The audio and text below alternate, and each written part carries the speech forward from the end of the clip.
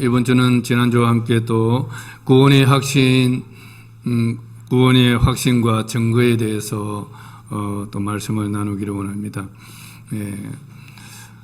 구원은 생명이다, 이렇게 정의를 내렸습니다. 구원은 종교적으로 마음의 평안과 또 자신의 삶이 잘 되는 것 그 이상입니다. 믿음은 허물과 죄로 죽었던 자기 생명을 사느냐 죽느냐의 문제인 것입니다. 구원은 하나님께서 낳으시고 지으신 생명을 사는 것입니다.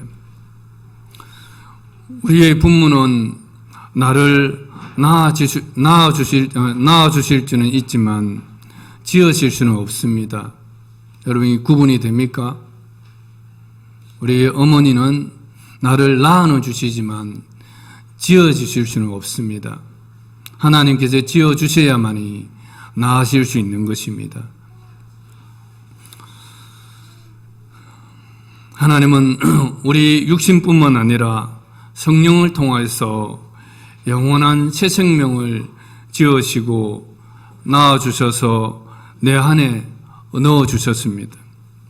이 생명이 있는 자들은 이 생명을 사는 증거와 확신들이 나타나게 되어 있습니다.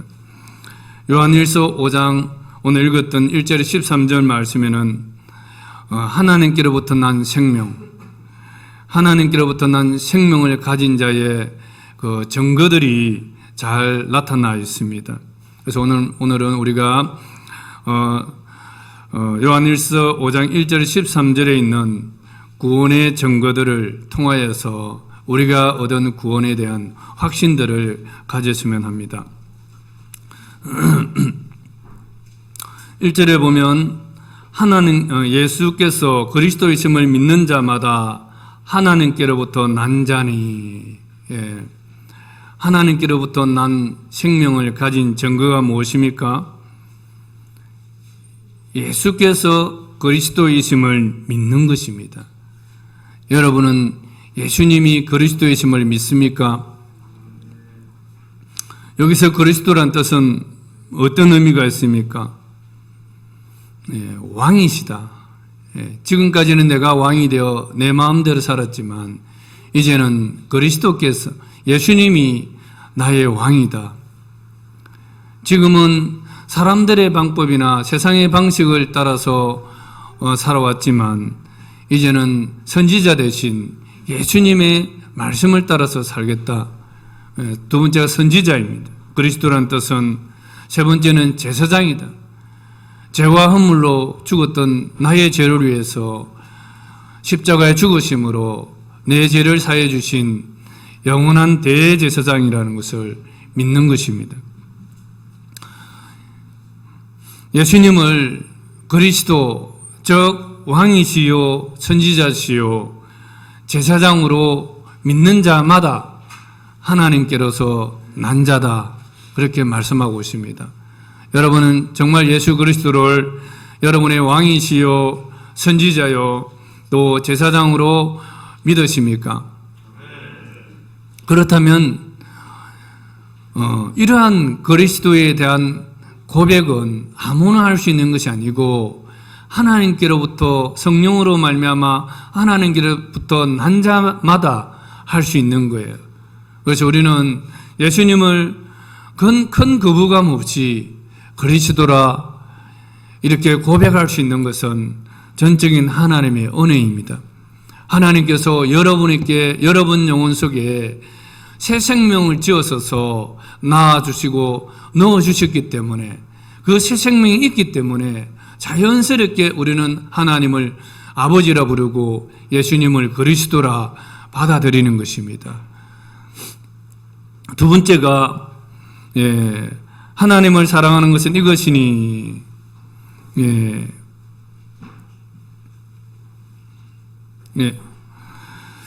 예수께서 그리스도이심을 믿는 자마다 하나님께로부터 난 자니, 또 낳으신 이를 사랑하는 자마다 그에서 난 자를 사랑하느니라. 두 번째 증거가 뭐냐면 낳으신 이를 사랑한다, 이렇게 말씀하고 있습니다. 낳으신 이를 사랑한다. 낳으신 이가 누구입니까? 하나님이시죠. 성삼위 하나님이십니다. 낳으신 이. 나에게 새 생명을 지으시고 낳으신 이는 바로 하나님이십니다. 그래서 하나님께로부터 난 자는 하나님을 사랑해요.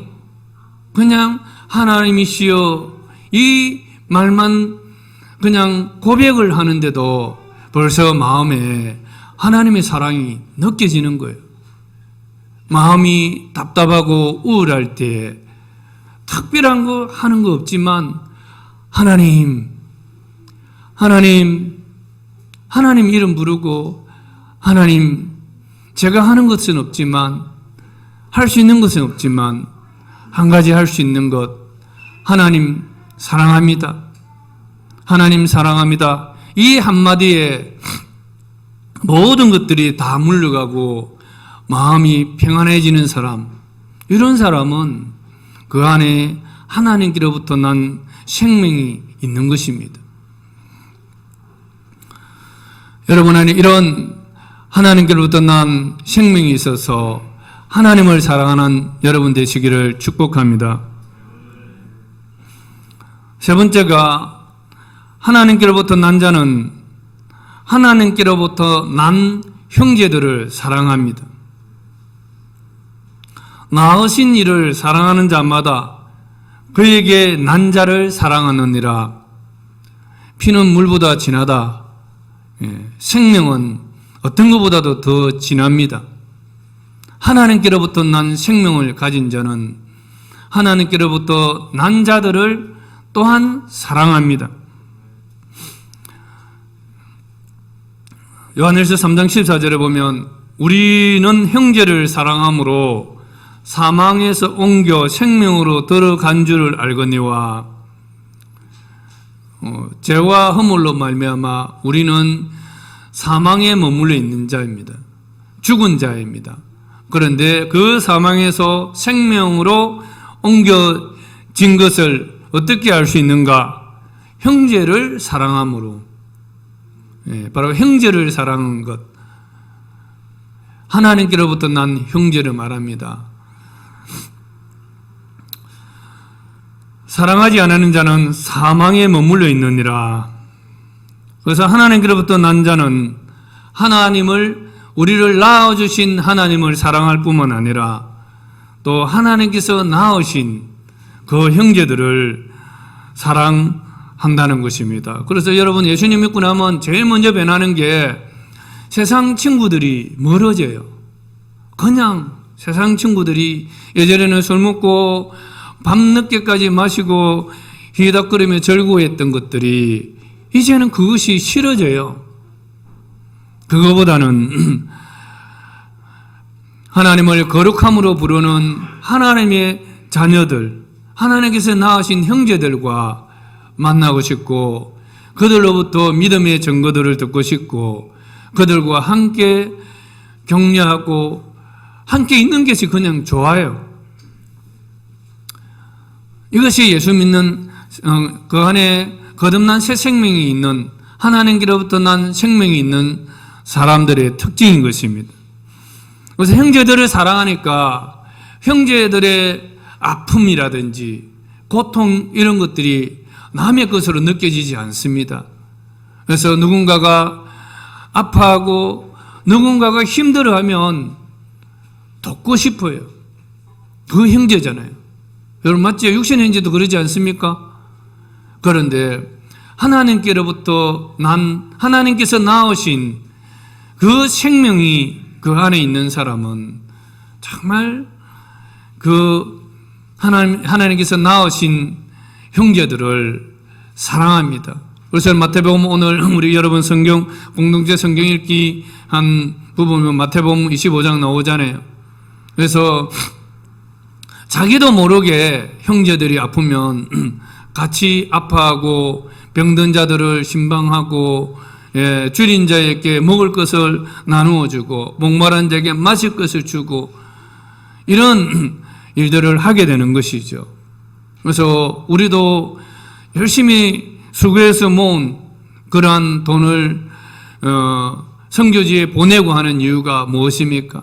인종은 달라도, 피부 색깔은 달라도, 소득 격차는 다르고 그렇게 하지만 그들도 하나님이 낳으신 하나님의 자녀요, 우리의 형제이기 때문입니다.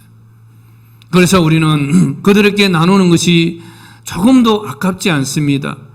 하나님 앞에 갔을 때 그들이 우리에게 찾아와서 우리가 섬겼던 것들에 대해서 감사할 그날을 우리가 보게 될 것입니다. 여러분 마음속에는 정말 하나님께서 낳으신 형제들, 우리 지체들 뿐만 아니라 또한 선교지에 수고하는 선교사님들과 그곳에서 구원받아야 될 영혼들과 구원받은 그 영혼들에 대해서 사랑하는 마음들이 있습니까? 그렇다면 여러분 안에 이미 하나님께 주신 구원의 확신들이 증거가 있는 것입니다.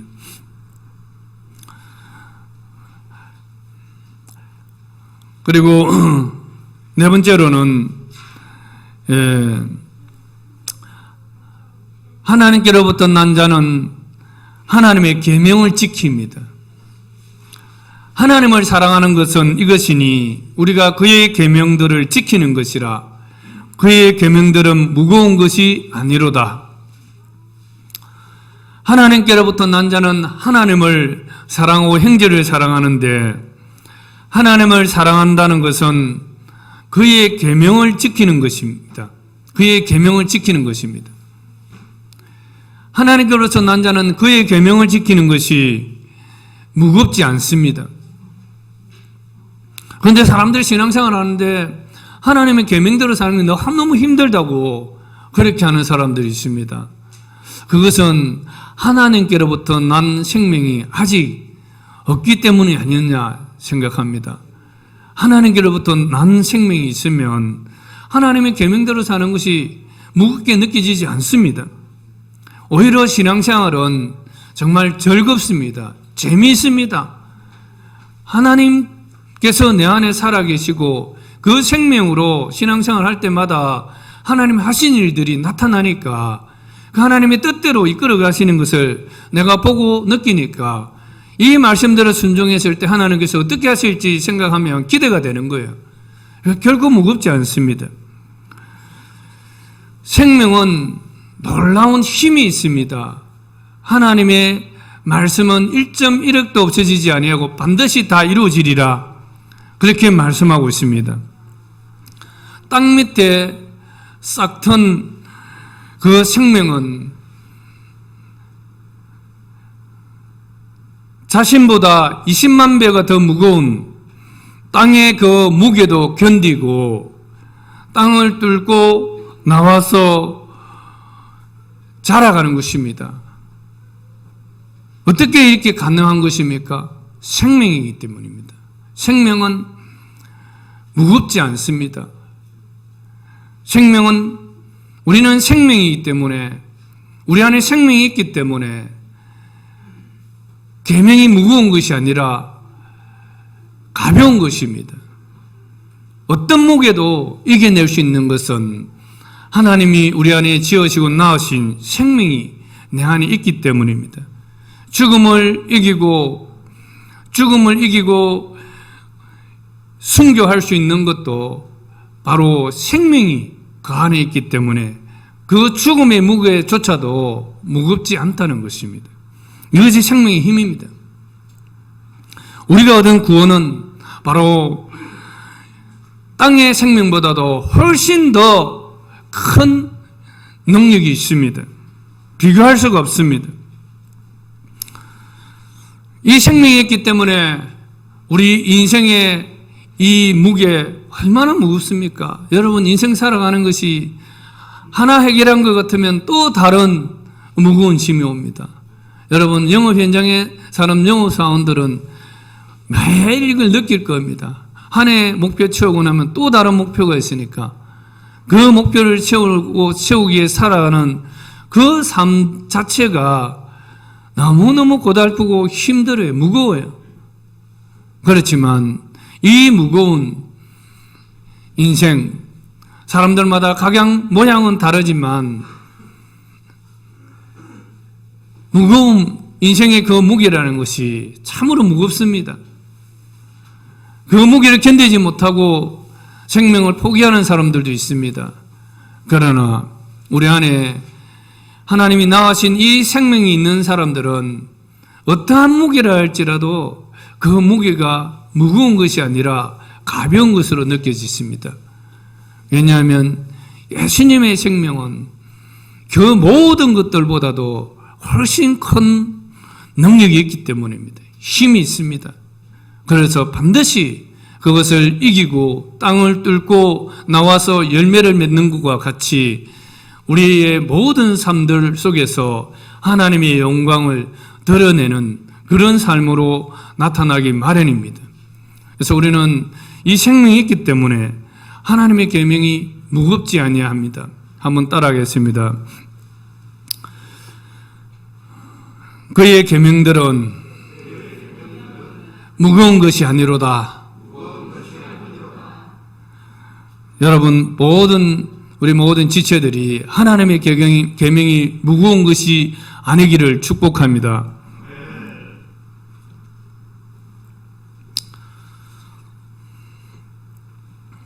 요한 1서 5장 1절 13절에서 말씀하시는 구원의 객관적인 증거들을 우리가 살펴보고 있습니다. 하나님께로부터 난 자는 세상을 이깁니다. 우리는 세상에 끌려가는 사람이 아니라 세상을 거슬러 이기는 자입니다. 여러분, 이거 믿으십니까?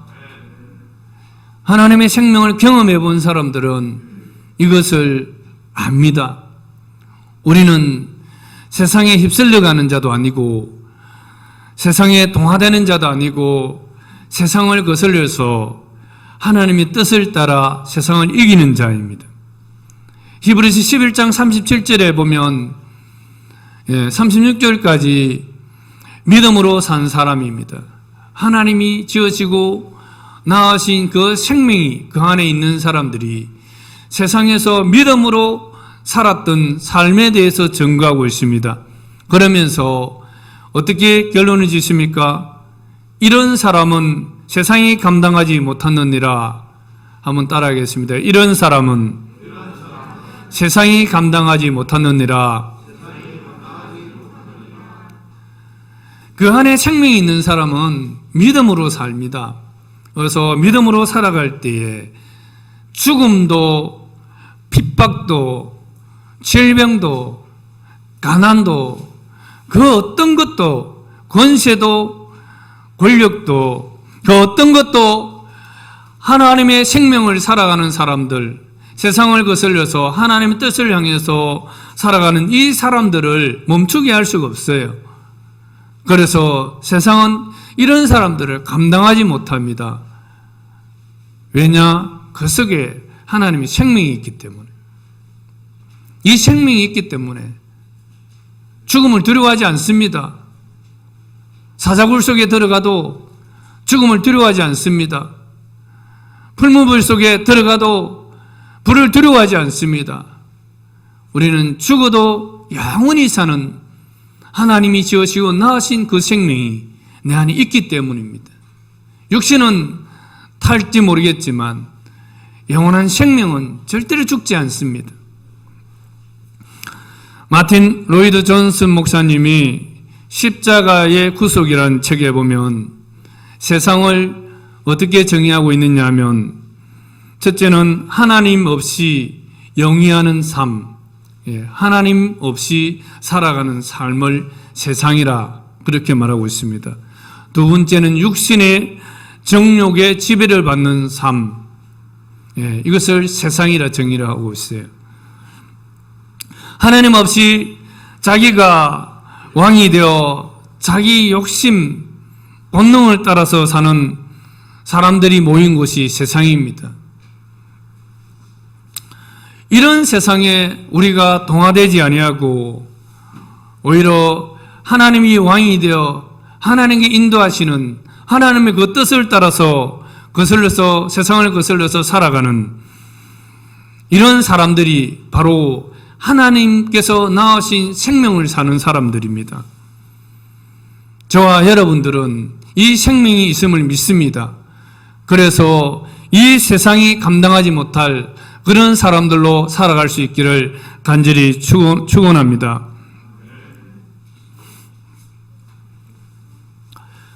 11절 12절 말씀해 보면 11절 말씀해 보면 아들이 있는 자에게는 생명이 있고 아들이 없는 자에게는 생명이 없느니라. 네, 아들이 누구예요? 예수님입니다. 예수님은 하나님의 아들 독생자라 그렇게 말씀합니다. 그래서 예수님이 내 안에 있는 자에게는 생명이 있고 아들이 없는 자에게는 생명이 없느니라. 하나님께로부터 난 생명이 있는 증거는 내 안에 아들이 있는 것을, 아들이 있다면, 예수님이 내 안에 살아계시다면 바로 하나님께로부터 난 생명이 있는 자입니다.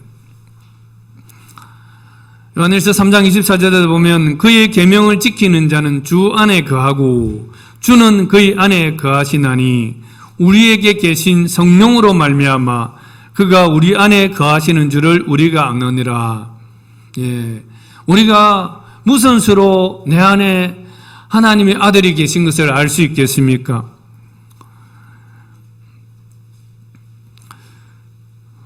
하나님이 아들이 우리 안에 계신 것을 알게 하시는 이유는 성령님이십니다.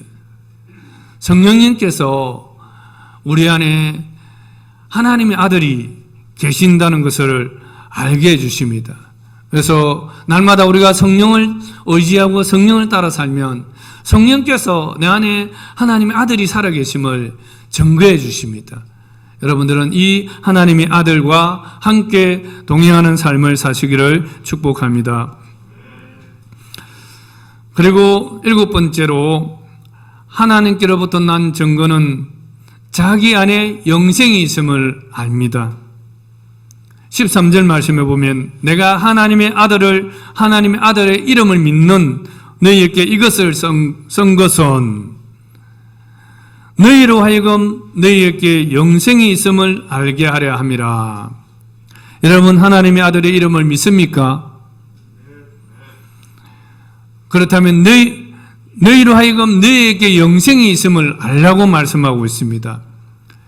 영생은 죽어서 하늘나라에 가서 얻는 것이 아니라 이 땅에서부터 예수 그리스도 안에 있는 그 생명을 내 안에 또한 지으시고 낳으셔서 주셨다는 것을 알아야 합니다. 그래서 내 안에 생명이 있는 것을 알 때에 우리는 죽음을 두려워하지 않고 담대하게 하나님을 사랑하면서 이 땅에 살아갈 수 있는 것입니다. 그래서 성령은 이 생명이 우리 안에 있는 것을 알게 하십니다. 이 생명이 바로 여러분 안에 있는 것을 알게 하십니다. 성령님은 그리스도께서 여러분 안에 있음을 알게 하십니다. 그런데 어떻게 알게 하시느냐? 여러분 감으로 아십니까? 그렇지 않습니다. 우리의 감은 믿을 게 못 돼요. 어떻게 알 수 있습니까? 말씀으로, 기록된 말씀으로 알게 해주십니다. 그래서 우리가 하나님께로부터 난 자라면 부지런히 하나님의 말씀을 읽고 묵상해야 합니다. 그럴 때 성령께서 내 안에서 그래 내가 너를 지어서 낳았다 이것을 계속 깨닫게 해주시면서 하나님의 사랑을 느끼게 하고 또 내 마음속에 하나님을 사랑하는 마음을 주시고 하나님의 계명들이 무거운 것이 아니라 이것은 가벼운 것이고 능히 우리가 지켜갈 수 있는 것이라는 것을 깨닫게 해주십니다. 그러나 우리가 하나님 말씀을 하나님께로부터 난 자이지만 하나님의 말씀을 읽지 아니하면 이 세상과 마귀의 무게에 눌려서 우리가 우리 안에 있는 생명이 있다는 것과 주님이 계시다는 것을 알지 못하고 또 넘어질 수밖에 없습니다. 그래서 저와 여러분들은 하나님의 말씀을 매일매일 부지런히 묵상해야 합니다. 자, 올해는 미얀마의 성경을 많이 보급하려고 합니다. 10명 중에 3명 정도만 성경이 있고 나머지는 없다는 거예요. 그래서 이 성경을 보급해주고 이 성경을 읽을 때마다 그곳에서 생명의 역사가 일어나고 구원받은 감격들이 넘쳐서 성령 충만한 삶을 살아가도록 하는 것이 우리의 비전입니다. 그래서 여러분들은 그를 위해서 기도하십시오. 여러분들이 또 이 성경을 부지런히 읽고 나만 읽고 읽는 것이 아니라 또 다른 사람들에게도 주님과 동행하는 삶을 살아갈 수 있도록, 영생을 살아갈 수 있도록 성경을 여러분 마음속에서 또 작정해서 나는 이 성경을 이곳에 보내고 싶습니다. 그렇게 자발적으로 여러분들이 하나님의 말씀을 읽도록 헌신하는 여러분 되기를 축복합니다. 지난주에 또 우리 암소를 그곳에 미얀마에 보내기로 원해서 보내주신 가정들이 있었습니다. 그래서 11마리를 보냈는데 선교사님이 이것은 한 교회에 보낼 수 있겠다. 한 교회를 도울 수 있겠다. 그래서 한 교회를 지정해서 그 교회에 11마리를 보내겠습니다. 감사히 잘 받았습니다. 하고 또 톡으로 답이 왔었어요. 그곳에서 그런 또 역사들, 경제적으로 어려운 그들이 도움을 받을 뿐만 아니라 이 일들에서 마음이 열려서 하나님께 향해서 마음이 열려서 예수님을 영접함으로 그들이 또 구원을 얻고 그 주위에 있는 믿지 않는 또 그 마을들도 주민들도 예수님을 다 영접하는 그런 역사들이 일어나기를 원합니다. 우리는 그런 곳에 또 성경을 또 보급함 2단계로 성경을 보급할 것입니다. 그래서 이러한 우리 주영광교회를 통해서 이 일들을 하시는 것에 대해서 선교사님이 너무너무 든든하고 감사하다. 그래서 천국에 상급이 있을 것이다. 저번에 선교사님 와서 하실 때 말씀이 마태복음 25장이었잖아요. 그죠? 25장 오늘 제가 기도 중에서도 잠깐 언급했는데 마태복음 25장에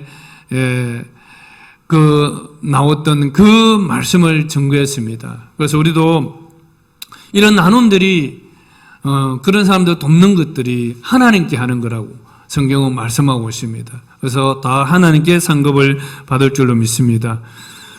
그래서 지금까지 요한일서 5장 1절 13절 말씀을 통해서 우리는 하나님께로부터 난 사람들에게 나타나는 성경적인 증거를 보았습니다.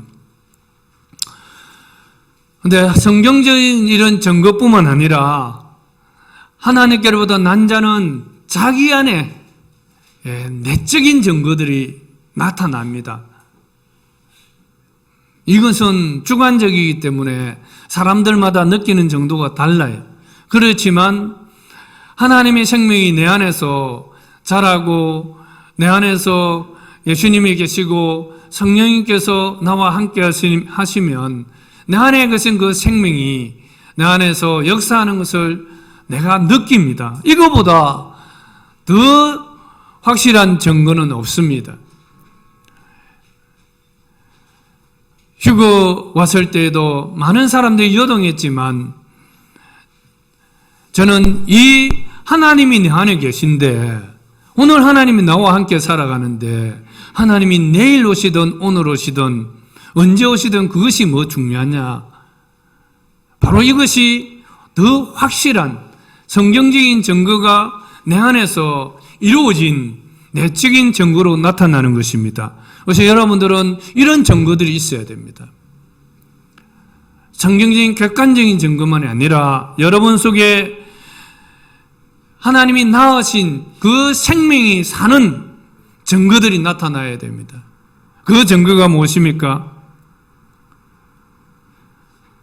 죄를 이기는 것입니다. 죄를. 디도서 3장 5절에 보면 우리를 구원하시되 우리가 행한 바 의로운 행위로 말미암지 아니하고 오직 그의 긍휼하심을 따라 중생의 시성과 성령의 새롭게 하심으로 하셨나니 이 말씀에서 하나님께로부터 난 생명은 중생의 시선과 성령의 새롭게 하심으로 되었다고 말씀하고 있습니다. 여기서 중생의 씻음, 이것은 죄로부터의 씻음입니다. 중생의 씻음은 죄로부터 씻음입니다. 우리가 거듭나는 것, 우리가 새 생명으로 나는 생명은 바로 죄로부터 씻을 때 되는 것입니다. 그런데 하나님께로부터 난 자라 하면서도 여전히 죄 가운데 죄에 계속적으로 넘어지고 자빠진다면 한번 과연 그 생명이 내 안에 있는가? 그렇지 않을 것입니다. 새 생명을 사는 자는 죄 때문에 죽었던 그 옛사람의 종말을 아는 자입니다. 그리고 죄는 자신을 죽이는 것임을 깊이 알고 있기 때문에 더 이상 그 죄에 지지 않으려고 합니다.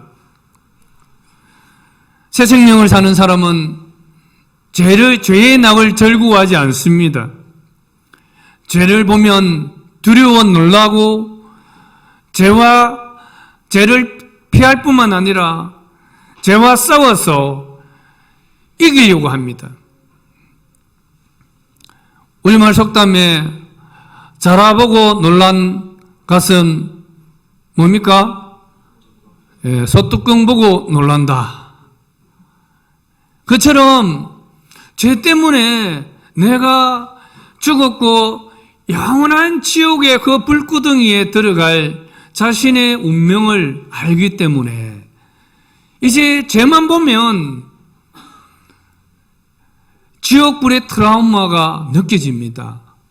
그래서 더 이상 죄에 빠져서 그 낙을 누리려고 하지 않습니다.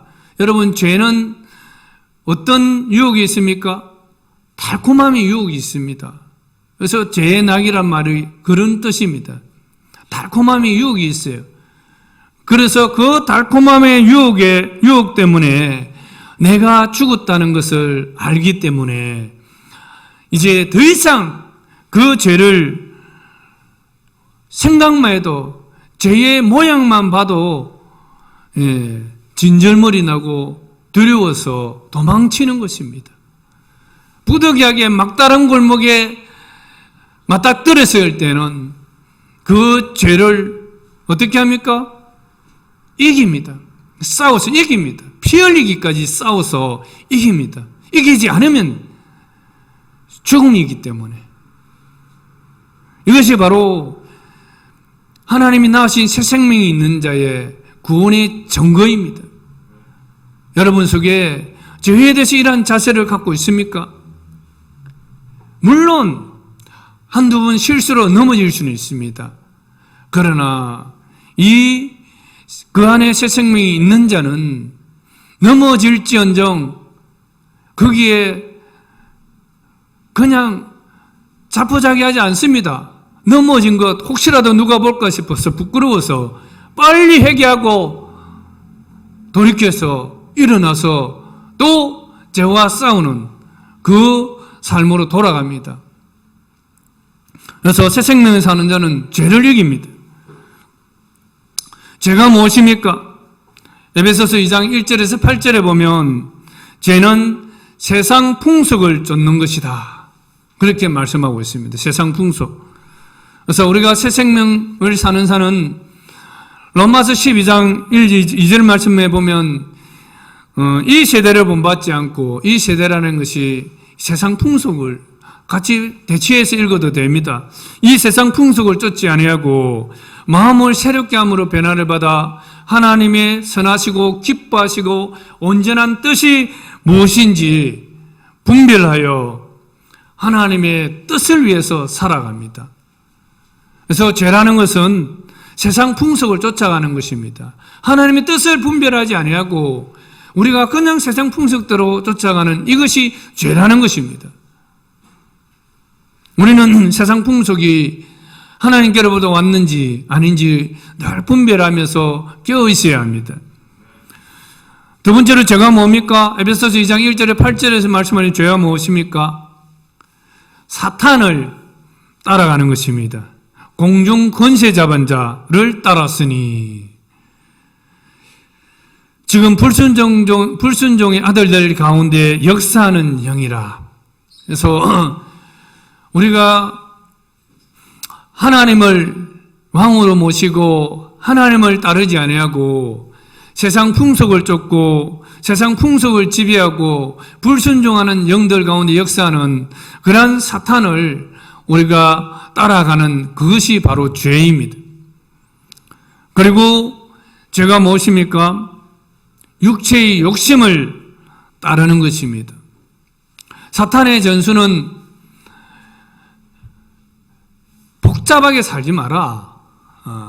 왜 그렇게 복잡하게 사냐? 니를 위해서 살아라. 네 마음에 내키는 대로 살아라. 왜 자유롭게 살지? 왜 그렇게 속박되어 사느냐? 네가 주인이고 네 마음이 원하는 대로 사는 것이 그게 행복이지. 그렇게 속삭입니다. 그러나 성경은 육신의 정욕, 안목의 정욕, 이생의 자랑 다 세상으로부터 온 것이다. 그렇게 말하고 있습니다. 이것이 죄라는 것입니다. 사탄은 나를 가장 위해 주는 척 하지만 사실은 나의 욕심을 충동질하여서 하나님을 대적하는 자리에 있게 만듭니다. 그래서 나의 욕심을 따라 살 것이 아니라 하나님의 뜻이 무엇인가 분별하고 하나님을 따라 사는 것이 바로 의로운 삶입니다. 그래서 내 욕심을 따라 사는 삶, 여러분 여기에 대해서 죄라고 생각해 본 사람 없을 수 있습니다. 내 욕심, 내 본능이 원하는 것 따라 사는 건 뭔 죄냐? 그러나 첫사람 아담과 하와의 첫 범죄가 바로 여기서부터 출발했습니다. 네, 사단의 속삭임 소리를 듣고 보니까 보암직도 하고 먹음직하기도 하고, 예, 그렇게 보이는 거예요. 그때부터 욕심을 따라 사는 것입니다. 그래서 우리는 사단의 그런 속삭임들을 잘 분별해야 하고, 내가 내 욕심을 따라, 욕심은 끝도 없습니다. 성경에 다오 하는 자라는 말이 있지 않습니까? 주도 끝이 없이 또 달라 만족까지 못하는 게 우리의 욕심입니다. 욕심이 잉태한 적 죄를 낳고 이러잖아요. 결국은 욕심이 자라면 죄가 되는 거예요. 그리고 에베소 2장 1절에 8절 말씀에 나오는 죄가 무엇입니까? 자기가 하나님 되는 삶입니다. 자기가 하나님 되는 거예요. 사탄은 인류 첫사람에게 내가 이것을 먹으면 내 눈이 밝아져 내가 하나님같이 되어 선악을 알 줄 아심이라. 예, 내가 스스로 하나님이 되어 내 인생을 내 마음대로 살아가는 이것이 바로 죄의 근본입니다. 그래서 이 죄라는 것이 너무나 무섭습니다. 그래서 새 생명을 사는 사람은 이 죄에 대해서 죄가 무엇인지를 알고 이러한 죄들을 분별해서 죄를 이기는 삶을 살아가는 것입니다. 이사야서 53장 5절에서 6절에도 보면 그가 찔림은 우리의 허물 때문이요 그가 상함은 우리의 죄악 때문이라. 그가 징계를 받음으로 우리는 평화를 누리고 그가 채찍에 맞음으로 우리는 나음을 받았도다. 우리는 다 양 같아서 그릇 행하여 각기 제 길로 갔거늘 여호와께서는 우리 무리의 죄악을 그에게 담당시키셨도다. 우리 예수님이 찔리시고 상함은 우리의 허물과 죄 때문이라고 말씀하십니다. 그 허물과 죄가 무엇입니까?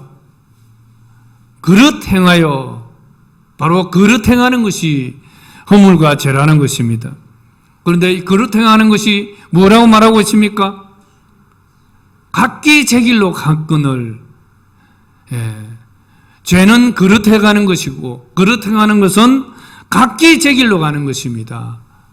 내 마음대로 내 뜻대로 사는 것입니다. 사사기의 죄악에 대해서 뭐라 말하고 있습니까? 사사기 저자는 뭐가 죄라 말하고 있습니까? 그때에 왕이 없으므로 각기 제 길로 갔다. 자기 속에는 옳은 대로 행하였더라.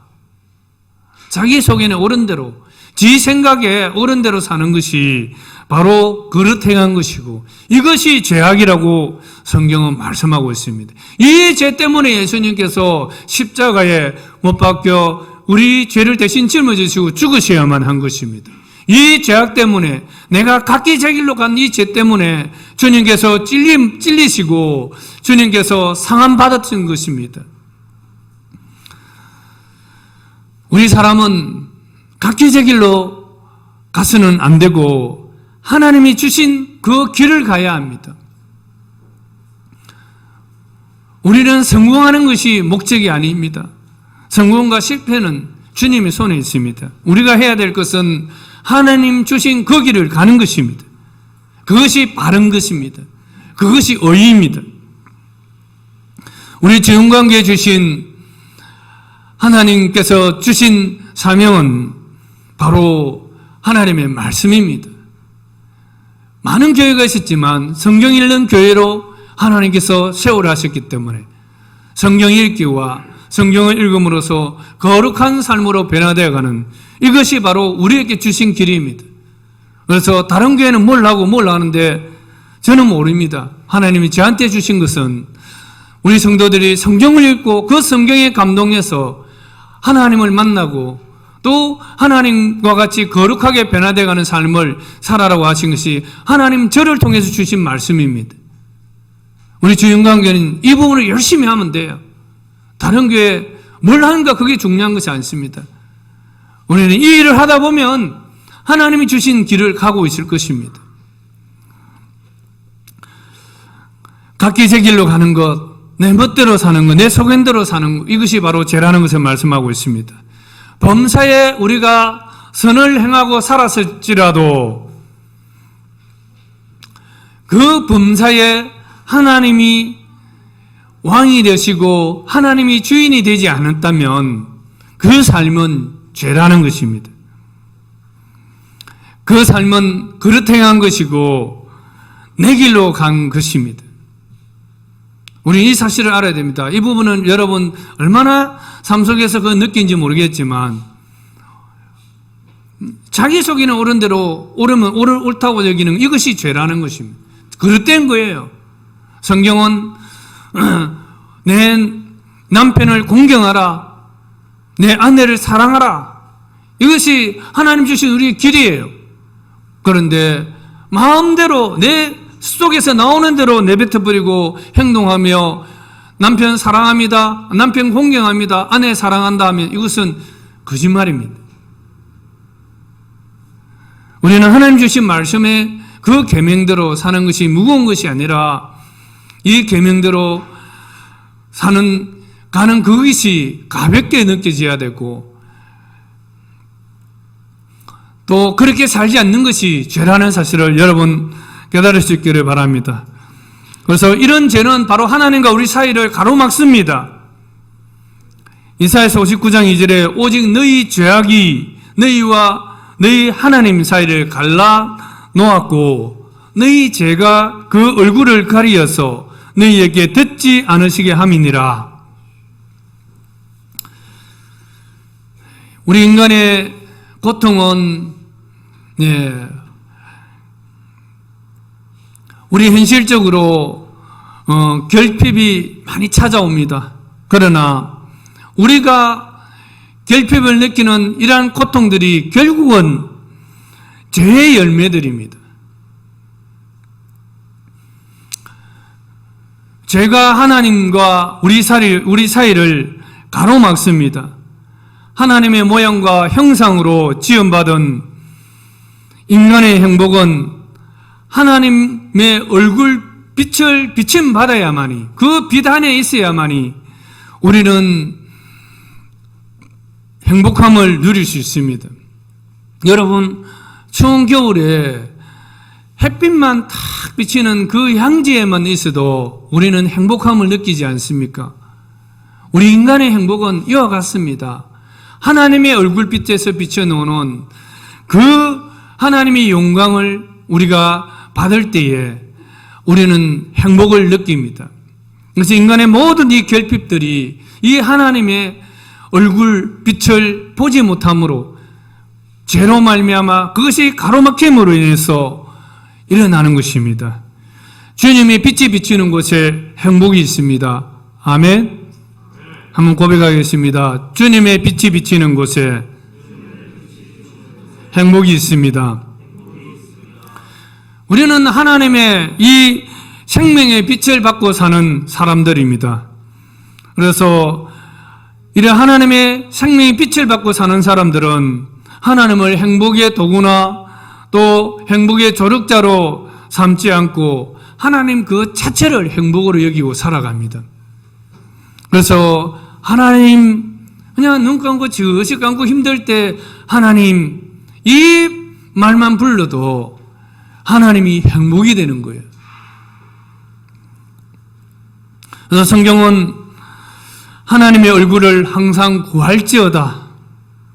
내 이름으로 일컫는 내 백성이 그들의 악한 길에서 떠나 스스로 낮추고 기도하여 내 얼굴을 찾으면 내가 하늘에서 듣고 그들의 죄를 사하고 그들의 땅을 고칠지라. 아멘. 하나님께서는 우리가 하나님과 우리 사이를 가로막고 있는 이 죄들에 대해서 겸손히 무릎 꿇고 회개하고 하나님의 얼굴을 찾으면 하나님께서 하늘에서 듣고 우리의 죄를 사해 주셔서 하나님과 우리 사이에 막혔던 그 모든 죄를 다 사해 주시고 이 땅을 고쳐주시고 다시 하나님의 얼굴빛을 우리에게 비춰주신다는 것입니다. 그러면 그 하나님의 얼굴빛 속에서 우리는 다시 행복을 누리며 살아갈 수 있는 것입니다. 그래서 지금까지 우리가 객관적인 성경 말씀을 통해서 요한일서 5장 1절 13절에 있는 말씀을 통해서 또 구원의 증거들과 또 에베소서 2장 1절에서 8절 말씀에 있는 내적인 증거를 통해서 구원의 증거가 무엇인지를 살펴보았습니다. 그래서 우리는 성경 말씀을 통한 확정뿐만 아니라 또한 내 삶 속에서 구체적인 생명을 사는 증거, 오늘은 죄를 이기는 증거를 살펴보았습니다. 여러분들은 죄가 무엇인지를 알고 정말 그 죄를 이기려고 한다면 여러분 속에 하나님께로부터 생명이 있음을 믿으시기를 바랍니다. 그래서 여러분들은 정말 이 내적인 증거와 외적인 증거를 통해서 모든 삶들 속에서 구원의 확신 가운데 살아갈 수 있기를 축복합니다. 기도하겠습니다. 하나님 아버지 참으로 감사합니다. 하나님께서 우리에게 주신 이 생명은 어떤 것과도 비교할 수 있는 놀라운 능력이 있음을 믿습니다. 하나님 아버지 말씀을 통해서 구원받은 확신을 가질 뿐만 아니라 또한 하나님께서 말씀을 통해 우리에게 보여주신 그 생명이 내 안에서 살아서 역사하는 것을 통해서 또한 내 안에 생명이 있음을 또 느낄 수 있게 하여 주시옵소서. 무엇보다도 죄로부터 구원해 주신 하나님의 은혜를 감사합니다. 우리가 실제로 삶들 속에서 주님 주신 생명으로 말미암아 죄를 능히 이길 수 있도록 허락하여 주시옵소서. 죄와 죄를 미워하고 죄를 피할 뿐만 아니라 죄와 싸워서 능히 승리하는 생명의 삶을 살아갈 수 있도록 축복하여 주시옵소서. 예수님의 이름으로 간절히 기도드립니다. 아멘.